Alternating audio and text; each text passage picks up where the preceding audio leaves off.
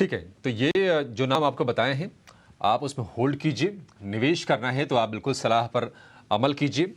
एक और खेमा जहां पर चमक बहुत रही है, वो है पावर का।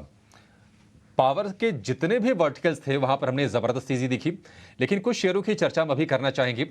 पंकज जी, आप जरा देखिए, एसजेवीएन, आरईसी, पीएफसी, ये सारे के सारे शेयर 3 गुना 3.5 गुना तक हुए पिछले एक साल में। पावर के लिहाज से तो अभी तो अच्छे दिन लगता है कि आने वाले हैं आगे। अब तो समर सीजन की शुरुआत भी धीरे धीरे हो जाएगी कुछ दिनों में। आप बताइए, पावर में आपको कितना भरोसा है?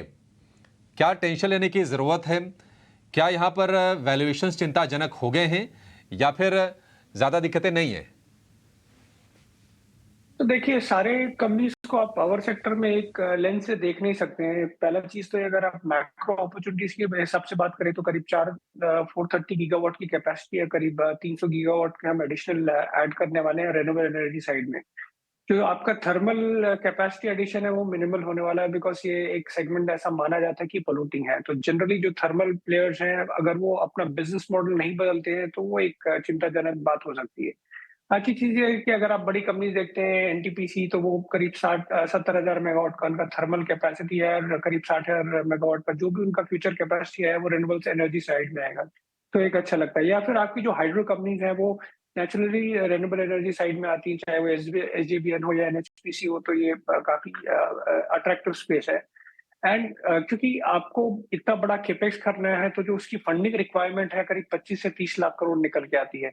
नेचुरली बैंक सारे फंड नहीं कर सकते, बिकॉज उनको एक सेक्टोरल लिमिट होती है। तो कहीं ना कहीं बड़ी जो कंपनीज आती हैं जैसे पीएफसी वगैरह का रोल काफी इंपॉर्टेंट हो जाता है। तो मेरे हिसाब से combination of some of these names attractive लगता है लॉन्ग टर्म के हिसाब से। जो स्टॉक्स रिलेटिवली कम चले हैं, मुझे लगता है कि आई थिंक उसमें एनटीपीसी ज्यादा निकल के आता है। बाकी अगर एसजेवीएन या एनएचपीसी थोड़ा करेक्ट होते हैं, तो आई थिंक वो एक अट्रैक्टिव एंट्री पॉइंट होगा for some of the stocks to sort of enter. जी, ठीक है।